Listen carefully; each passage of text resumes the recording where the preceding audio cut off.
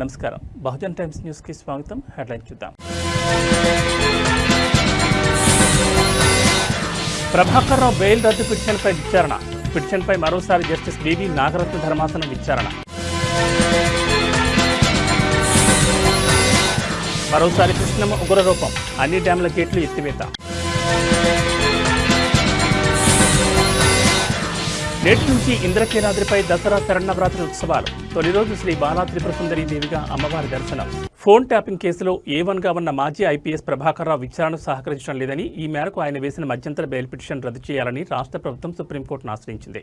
అయితే ఆ పిటిషన్పై ఇవాళ మరోసారి జస్టిస్ బివి నాగరత్న ధర్మాసనం విచారణ చేపట్టింది. ఇరుపక్షాలు వాదనలు విన్న కోర్టు కేసు విచారణను 2 వారాలకు వాయిదా వేసింది. తదుపరి విచారణకు వచ్చే నెల 8న చేపడతామని న్యాయమూర్తి జస్టిస్ బివి నాగరత్న పేర్కొన్నారు. విచారణ సందర్భంగా కేసు దర్యాప్తుకు సంబంధించి ప్రస్తుత స్టేటస్ రిపోర్టును దాఖలు చేసినట్లు రాష్ట్ర ప్రభుత్వ తరపు న్యాయవాది సిద్ధార్థ లుద్ర, సొలిసిటర్ జనరల్ తుషార్ మెహతా ఇప్పటికే కోర్టుకు తెలిపారు. ఎలక్ట్రానిక్ గ్యాడ్జెట్స్ సాక్ష్యాధారాలు ట్యాపరింగ్ చేశారని ప్రభుత్వ తరపు న్యాయవాది సిద్ధార్థ లుద్ర కోర్టుకు వివరించారు. డేటా రికవరీ చేయడానికి కూడా ప్రభాకర్ రావు సహకరించడం లేదన్నారు. ప్రభాకర్ రావు ఇచ్చిన ఎలక్ట్రానిక్ పరికరాలన్నీ ఫార్మాట్ చేసి ఇచ్చారని సొలిసిటర్ జనరల్ తుషార్ మెహతా అన్నారు. ప్రభుత్వం ఇచ్చిన ల్యాప్టాప్ కూడా అదే స్థితిలో ఉందని, దానిలో ఎలాంటి సమాచారం లేదని గత విచారణలో కోర్టు దృష్టికి తీసుకొచ్చారు. ఈ క్రమంలోనే తన క్లయింట్ ప్రభాకర్ రావు కేసు విచారణకు ఎప్పుడు పిలిచినా హాజరవుతున్నారని ఆయన తరపు న్యాయవాది శేషాద్రి నాయుడు ధర్మాసనానికి తెలిపారు.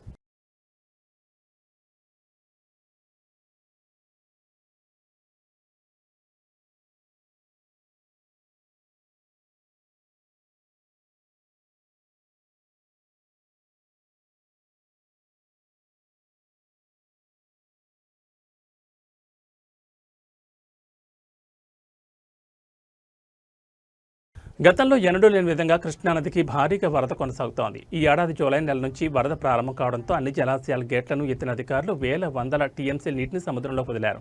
తాజాగా ఎగువన కురుస్తున్న భారీ వర్షాలకు తోడు తెలంగాణ, ఏపీలో కృష్ణానది పరివాహక ప్రాంతాల్లో భారీ నుంచి అతి భారీ వర్షాలు కురుస్తున్నాయి. దీంతో మరోసారి కృష్ణమ్మ ఉగ్రరూపం దాల్చింది. వారం కిందట ప్రశాంతంగా ఉన్న కృష్ణానదికి భారీగా వరద పెరగడంతో ఆల్మట్టి, చూరాల, శ్రీశైలం, నాగార్జున సాగర్, టైల్ ప్యాంట్, పులిచింతల, ప్రకాశం బ్యారేజ్ గేట్లను ఎత్తి నీటిని దిగువకు విడుదల చేస్తున్నారు.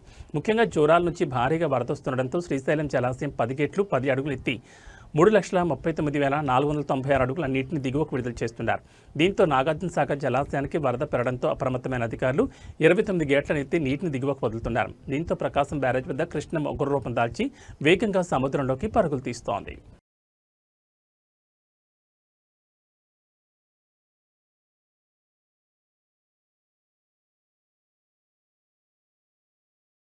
బెజవాడ ఇంద్రకీలాద్రి అమ్మవారి ఆలయంలో దేవీ శరన్నవరాత్రి వేడుకలు అంగరంగ వైభవంగా ప్రారంభమయ్యాయి. శ్రీ విశ్వావసు నామ సంవత్సరం ఆశ్వీజ శుద్ధ పాఠ్యమి దేవీ నవరాత్రి ఉత్సవాల్లో తొలి రోజున అమ్మవారు శ్రీ బాలా త్రిపుర సుందరీదేవిగా భక్తులకు దర్శనమిస్తున్నారు.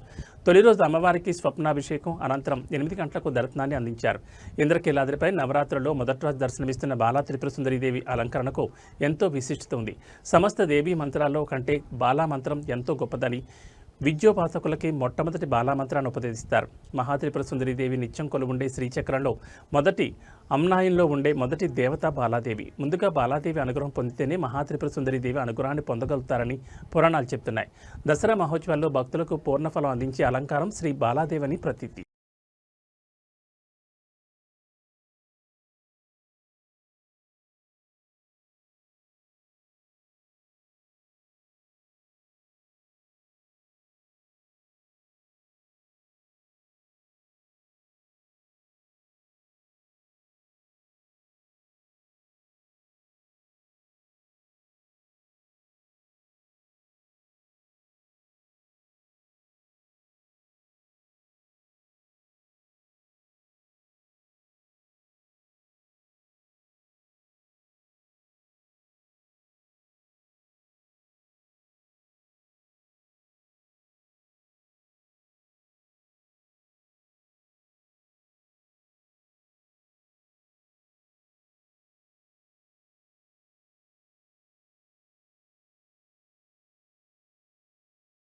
విశాఖపట్నం ఓల్డ్ గాజువాకలోని సీఎంఆర్ సెంటర్ పక్కన ఉన్న ఎస్ఎస్ఐ మసాజ్ సెంటర్లో వ్యభిచారం జరుగుతోందని టాస్క్ ఫోర్స్ పోలీసులు గుర్తించారు.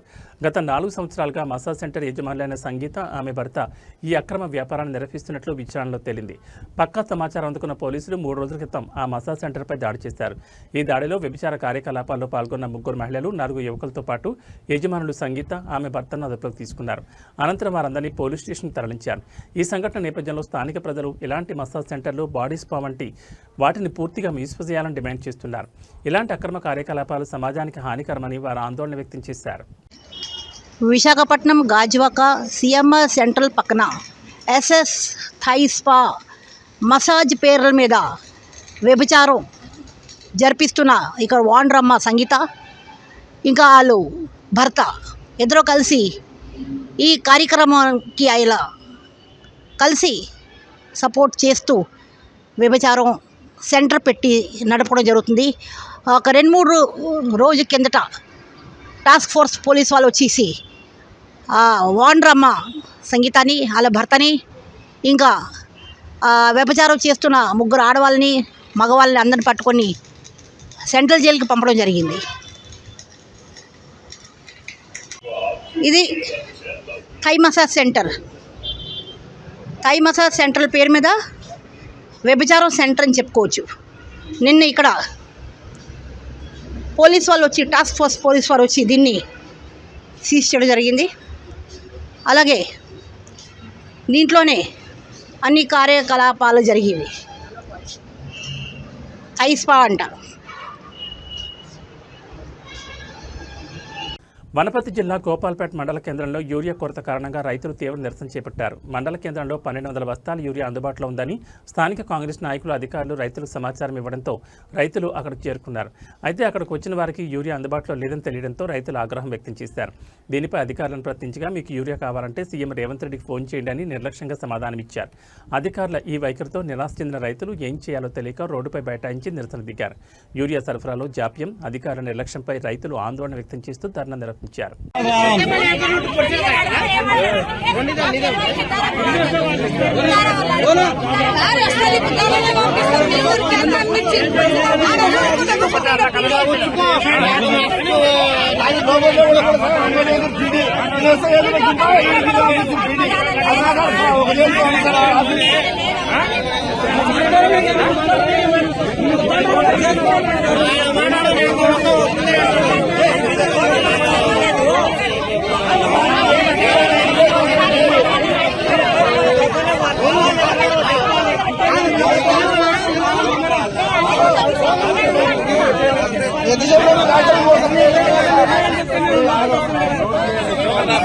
వారం రోజులు మన ఇచ్చే రోజే మాకు తెలియదు. మరి ఇప్పుడు ఏమంటాడు, రేవంత్ రెడ్డికి ఫోన్ చేసి అంటాడు. ఎవరు వయసు వేయాలి రేవంత్ రెడ్డికి?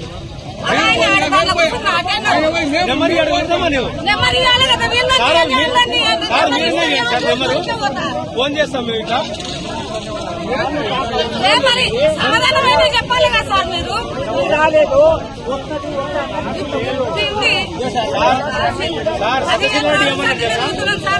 1200 బ్యాగులు వస్తాయి, అందరికి ఇస్తాం, రైతు ఎదురుగానే పోయినా అని చెప్పారు.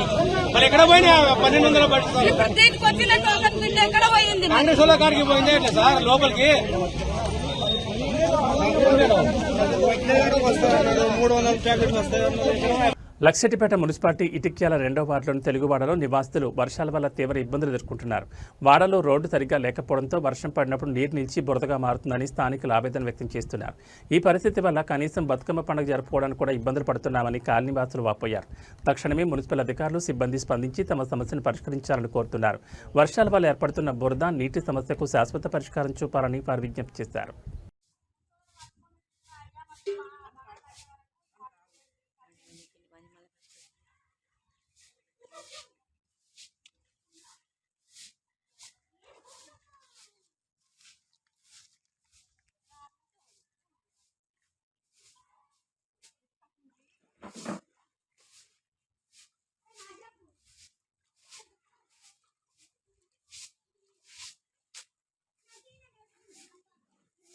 బురదలో నీళ్ళలో ఇట్టే తిరుగుడు ఇక మా పరిస్థితి ఇదే బతుకు. మా బతుకు ఇస్తేనా ఇక మా ఆడవి ఏమలేదా ఇక నీళ్ళలో తిరుగుడే ఉందా ఇంట్లో. ఈ వాడవినా మాకు నీళ్ళు లేవు సార్ ఇది కాదు వాటర్ బాగా వచ్చింది నేను ఎట్లా బతుకమ్మాడు మీరు ఇటు రారు మా వాడకు రెండో వాడ మేము ఎట్లా వాడుకుంటాం ఏం సంగతి నీళ్లు లేవు మా వాడ మమ్మల్ని ఎవరు కేర్ చేయరు మమ్మల్ని రానిస్తలేరు సార్ ఆ నీళ్లు ఉన్నాయి ఇట్లా మరుగులు ఉన్నాయి చెప్పండి ఏం చేసుడు నీళ్ళల్లో ఉన్నాం ఎట్లా వాడుకోవాలి ఎవరు పట్టించుకుంటలేకపోతుంది మా పరిస్థితి ఏంటిది ఇదంతా నీళ్ళం అడిగే వాడుకోవద్దా ఇంకో చిన్నగా పిల్లగాడ నడవత్తలేదు నడవత్తలేకపోయా మేము ఎట్లా ఆడుకోవాలి చెప్పను నడవటానికి ప్లేస్ లేదు మాకు ప్లేస్ లేదు ఎటు పోవడు మేము ఏడాడు ఏటచ్చుడు సార్ బతుకమ్మ అని కాదు మాకు నీళ్ళే లేవు తాగుదామంటే నీళ్ళు లేవు దొంగ లేదు ఓట నప్పుండ్రు ఓటు ఎత్తున్నాం మరి మా పరిస్థితి ఏంది ఎట్లా ఆడుకుందాం ఇప్పుడు నీళ్ళు చూడండి మా పరిస్థితి నీళ్ళు ఉన్నాం రెండో వాడలో ఎవరు ఉన్నారు ఇక్కడ మాకు చెప్పండి మాకు నీళ్లు వాటర్ లేవు మాకు ఈ నీళ్ళలో మేము ఆడుకుందా చెప్పండి సార్ ఇంక అన్ని నీళ్ళే సార్ చూడుర్రి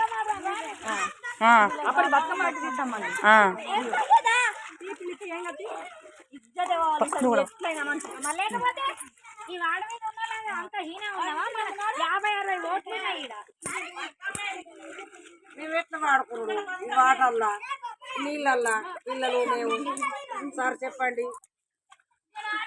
మా పరిస్థితి ఏంది నీళ్ళల్లో ఎట్లా పోతాం మేము ఏం చేసి మా పరిస్థితి ఎవ్వరు కూడా పట్టించుకోరు మరి రోడ్డు రెండో వాళ్ళు ఎవరు రారు అడిగినా ఎవరు పట్టించుకోరు మమ్మల్ని మేము జంగల్లో ఉన్నావా ఈ అడవులు ఉన్నావా ఈ ఊళ్ళు ఉన్నావా చెప్పండి సార్ మెదక్ జిల్లా వెల్దుర్తి మండలం ఎలుకపల్లి గ్రామంలో బతుకమ్మ సంబరాలు అంగరంగ వైభవంగా మొదలయ్యాయి. నిన్న పెద్దల అమావాస్య ఇంగిలిపూల బతుకమ్మ సందర్భంగా మహిళలు ఈ వేడుకలను ఘనంగా నిర్వహించారు. రంగురంగుల పూలతో బతుకమ్మలను అందంగా పేర్చి గ్రామంలో ఏర్పాటు చేసిన వేదిక వద్ద బతుకమ్మ పాటలు పాడుతూ సాంప్రదాయ దుస్తుల్లో మహిళలు ఆటలాడారు. ఈ వేడుకల్లో పెద్ద సంఖ్యలో గ్రామ మహిళలు ప్రజలు పాల్గొన్నారు.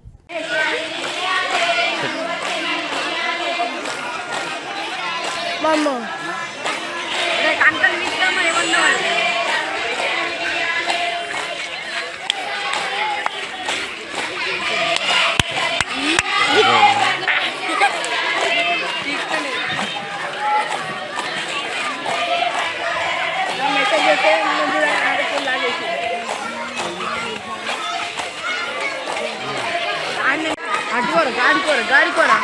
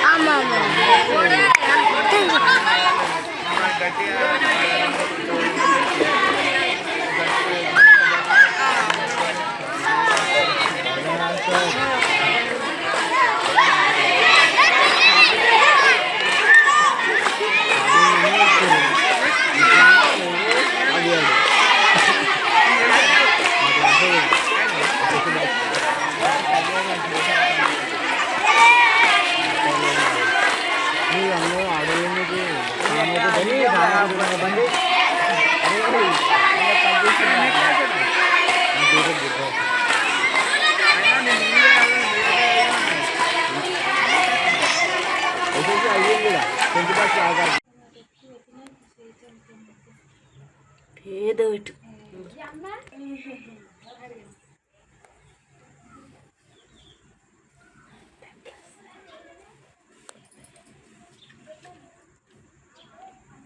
ఏంద్రా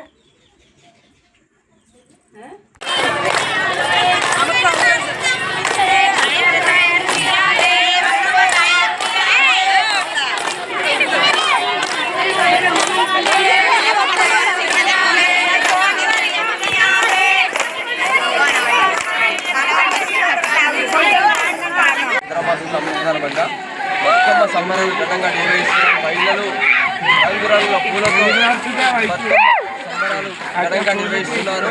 ఇక్కడ చూస్తుంటే పిల్లలు చాలా పెద్ద ఎత్తున మన రంగురంగుల పూలతో ఆడపిల్లలు పిల్లలు పెద్దలు అంతా కలిసి నిర్వహిస్తున్నారు. ఈ సందర్భంగా భక్తులు ఎలాంటి మహిళలు ఎలాంటి రంగురంగు కట్టుకొని రంగురంగుల పూలతో అని రకరకాల పూలతో ఘనంగా నిర్వహిస్తున్నారు. పెద్ద ఎత్తున బతుకమ్మ సందర్భంగా మంచిగా బతుకమ్మ రంగురంగుల పూలతో ఆడుతున్నారు.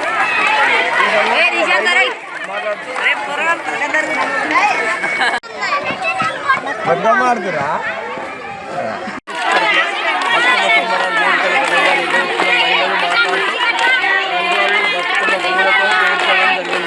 మహిళలు పెద్ద ఎత్తున పాల్గొన్నారు. బతుకమ్మలు చూస్తుంటే బతుకమ్మలు మంచిగా రంగురంగుల పూలతో చూస్తున్నారు. మహిళలు బతుకమ్మ ఆట ఆడుతుంటే బాగా అనిపిస్తుంది.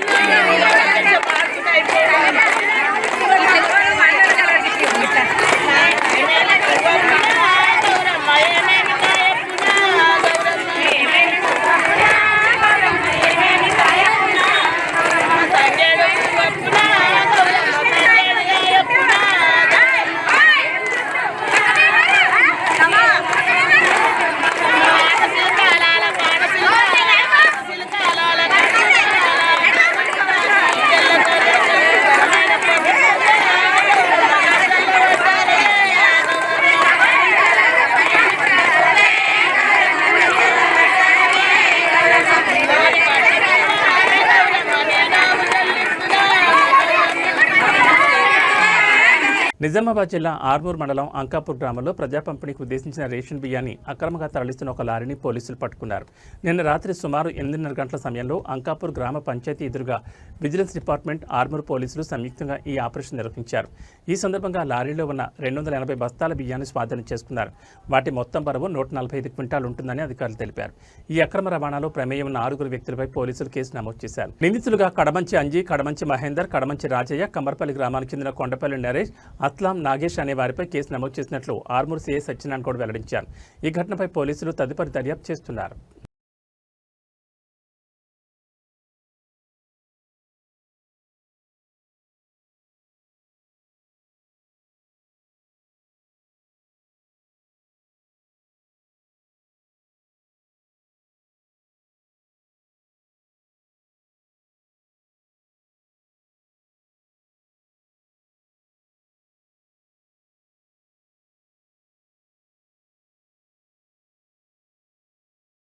ఏబీ బులెటిన్ విశేషాలు. నమస్కారం.